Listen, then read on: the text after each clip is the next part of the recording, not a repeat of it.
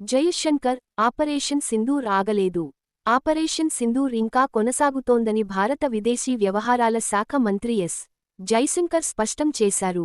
పహల్గాం తరహాలో మరో ఉగ్రదాడి జరిగితే భారతదేశం తప్పకుండా స్పందిస్తుందని, ఉగ్రవాదులు పాకిస్తాన్లో ఎక్కడున్నా వేటాడి మరీ దాడి చేస్తుందని తేల్చి చెప్పారు. నెదర్లాండ్స్, డెన్మార్క్, జర్మనీ దేశాల పర్యటనలో ఉన్న జైశంకర్, డచ్ వార్తాసంస్థకు ఇచ్చిన ఇంటర్వ్యూలో ఈ వ్యాఖ్యలు చేశారు. ఆపరేషన్ సింధూర్ను భారత్ కొనసాగించడం వెనుక ఒక సందేశం ఉంది. ఉగ్రవాదంపై పోరాటంలో రాజీపడని భారతీయ తత్వానికి ఇది నిదర్శనం. ఆపరేషన్ను కొనసాగించడం అంటే ఒకరిపై ఒకరు కాల్పులు జరుపుకోవడం కాదు.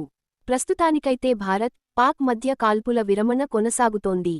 సైనిక చర్యలు ఆగిపోయాయి అని ఆయన పేర్కొన్నారు. ఆపరేషన్ సింధూర్లో భాగంగా ఐక్యరాజ్యసమితి విడుదల చేసిన జాబితాలో ప్రస్తావించిన ఉగ్రవాద స్థావరాలపైనే భారతదేశం దాడి చేసిందన్నారు. పాక్ దిగి రావడం వల్లే కాల్పుల విరమణ. పాకిస్తాన్తో కాల్పుల విరమణ ఒప్పందం ఇరు దేశాల మధ్య నేరుగా జరిగిన చర్చలతోనే కుదిరిందని జైశంకర్ స్పష్టం చేశారు.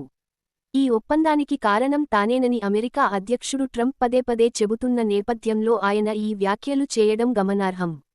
రెండు దేశాల మధ్య ఉద్రిక్త పరిస్థితులు ఉన్నప్పుడు వివిధ దేశాలు ఇరువర్గాలతోనూ మాట్లాడటం సహజం.